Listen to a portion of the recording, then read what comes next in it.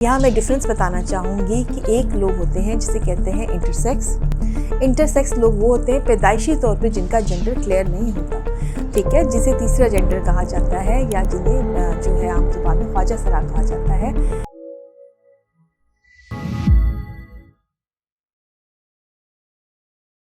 अस्सलाम वालेकुम जी, आज हम एक बहुत ही डिफरेंट टॉपिक पे बात करेंगे जो रूटीन से ज़रा हट कर है। वो डोनाल्ड ट्रंप के बयान के बारे में है जो उसने जेंडर अफर्मिंग केयर या जेंडर अफर्मिंग सर्जरीज़ के बारे में दिया। ये मैंने सुबह ही बयान सुना तो मुझे सोचा कि मुझे इस पे बात करनी चाहिए, क्योंकि बहुत सारे लोगों को इंक्लूडिंग मेरे घर वालों को भी इस बात की समझ नहीं आ रही थी। तो जो इसका बैकग्राउंड है वो ये है कि पहले तो आपको ये पता होना चाहिए कि ये जेंडर अफर्मिंग केयर होती क्या है, ये जो पिवटल ब्लॉक होता है ये कहते किसको हैं, ये क्या चीज़ होती है जिसके ऊपर इसने ये बयान दिया है। जो रीसेंट ट्रेंड देखा गया है वेस्ट में भी, और जो उनकी मूवीज़ में भी, और जो उनके प्रोग्राम्स में और उनकी सीरीज़ में हमें नज़र आता है, वो आपका जो LGBT का जो एजेंडा है वो बहुत ज़्यादा प्रमोट किया जाता है। ठीक है, आप कोई भी सीरीज़ उठा लें, कोई भी चैनल खोल लें, तो उसके ऊपर ये आपको बताया जाता है कि ये फ़र्क नहीं पड़ता कि आप एक्सटर्नली मेल हैं या फ़ीमेल है, ये फ़र्क पड़ता है कि आप फ़ील क्या करते हैं। यानी अगर आप अपने आप को बाहर से आप मेल हैं, तो आप अगर अपने आप को फ़ीमेल फ़ील करते हैं तो इसका मतलब है कि आप एक्चुअली फ़ीमेल हैं जो कि मेल की बॉडी में बंद हैं। तो बेसिकली जो जेंडर अफर्मिंग केयर है या इसकी जो सर्जरीज़ है, इसका एजेंडा यहीं से ही उठाया गया है, और ये इस हद तक वेस्ट में पेनिट्रेट कर गया है कि उनका कोई प्रोग्राम इसके बगैर जो है वो पूरा नहीं होता। और इसमें बहुत ज़्यादा फंड्स हैं जो कि इसमें वो लगाते हैं। और अब जो इनका बेसिक कॉन्सेप्ट जो स्कूल्स में जो बाहर लोग रहते हैं वो इस बात को भी सेकंड करेंगे कि जो स्कूल्स में भी ये बताया जाता है कि जो जेंडर है वो असाइन ना किया जाए बच्चे को, यानी एक लड़का और लड़की का जो डिफरेंस है उसको न्यूट्रल कर दिया जाए, यानी उनको न्यूट्रल नामों से बुलाया जाए, ताकि जब वो बड़े होकर डिसाइड करें, या ड्यूरिंग इवन प्यूबर्टी से पहले भी डिसाइड कर सकते हैं कि अगर एक लड़का कहे कि नहीं मैं तो लड़की हूँ, तो ये रोल उसको दिया जा सके। इसे ट्रांसजेंडर्स कहते हैं, जो अपने जेंडर को किसी भी एज के ऊपर चेंज कर सकते हैं। यानी एक जेंडर जो वो था ना, जो बर्थ पे दिया गया था कि लड़का या लड़की, और एक जेंडर वो है जो कि वो खुद चूज़ करे कि ये मैं इस बॉडी के अंदर मेरी जो रूह है वो लड़की की है या लड़के की है, ये वो खुद चूज़ करेंगे। ये बड़ा एक ख़तरनाक कॉन्सेप्ट था। इसके पीछे बहुत सारे फैक्टर्स हैं, इसमें साइकोलॉजिकल भी हैं, आपकी अपब्रिंगिंग भी है, कोई असॉल्ट भी हो सकता है, ट्रॉमा भी हो सकता है। हम उसकी डिटेल में नहीं जाएंगे कि इसके पीछे क्या फ़ैक्टर्स होते हैं जो लिया जाए, लेकिन ये तो है ना कि फ़ैक्टर्स के अलावा अगर शुरू से ही बच्चे के दिल में ये बात डाली जा रही है कि आपका जेंडर आप खुद चूज़ करेंगे, वो नहीं है जो अल्लाह ने आपको दिया, बराबर आप खुद चूज़ कर सकते हैं, तो डेफिनेटली इसके साथ कितनी प्रॉब्लम्स आ सकती हैं, और जो कि अब वेस्ट वाले फेस कर भी रहे हैं। इसने उसके बारे में बयान दिया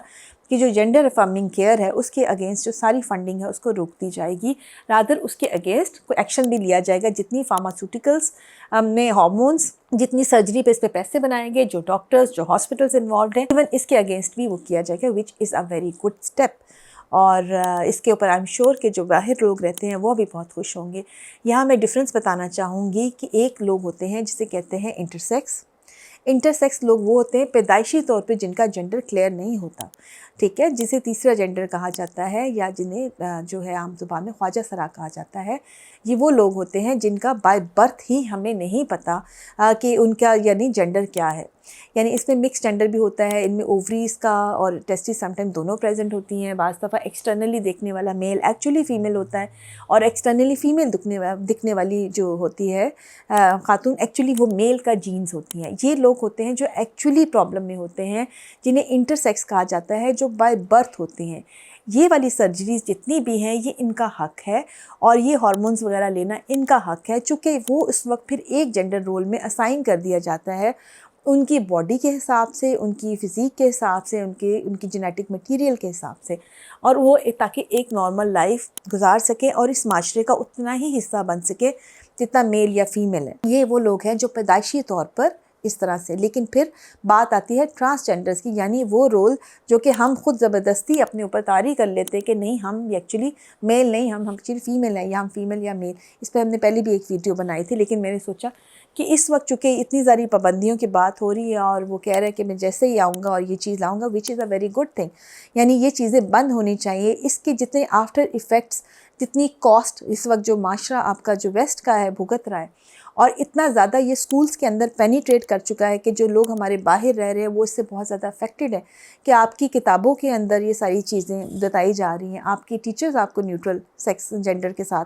जो है वो रिलेट कर रहे हैं और आपको ये आज़ादी दी जा रही है बच्चे को। एक बच्चा जो ना समझे कि वो अपना जेंडर चेंज कर सकता है, उसका माशरे पे क्या इफ़ेक्ट होगा और किस कदर जो है वो माशरा पस्ती की तरफ भी जाता है। एट द सेम टाइम उसका जो फाइनेंशियल इम्पैक्ट है वो बहुत ज़्यादा है और हमें ये पता है जो चीज़ वेस्ट में स्टार्ट होती है उसका इफ़ेक्ट हम पर ज़रूर आता है। तो अच्छी बात है कि अगर एक चीज़ वहाँ स्टॉप होगी तो डेफ़िनेटली जो है उसका हमारे ऊपर भी एक पॉजिटिव इफ़ेक्ट आएगा। तो मैंने सोचा कि एक अच्छा टॉपिक है और इस पर लोगों की क्लैरिटी होनी चाहिए, उन्हें इंटरसेक्स और ट्रांसजेंडर का मतलब ज़रूर पता होना चाहिए। ये वीडियो बनाने का मकसद बिल्कुल इंटरसेक्स वालों की दिल आज़ारी करना नहीं है। जो लोग पैदाइशी तौर पर इस हक़ से महरूम हैं कि उन्हें मेल या फीमेल कहा जाए, उनको बिल्कुल हक़ है कि वो इस तरह की सर्जरीज भी करवाएं और उसके अलावा वो ऐसे हार्मोन्स भी लें जाके वो एक नॉर्मल लाइफ गुजार सकें। एट द सेम टाइम वो लोग जिनके अंदर ब्रेस्ट कैंसर्स का रिस्क ज़्यादा होता है उनमें भी वास्तव इस तरह की सर्जरीज कराई जाती हैं जिसकी वजह से उनके हार्मोन्स को चेंज किया जाता है ताकि उनका जो लाइफ टाइम रिस्क है ब्रेस्ट कैंसर्स का वो कम हो जाए।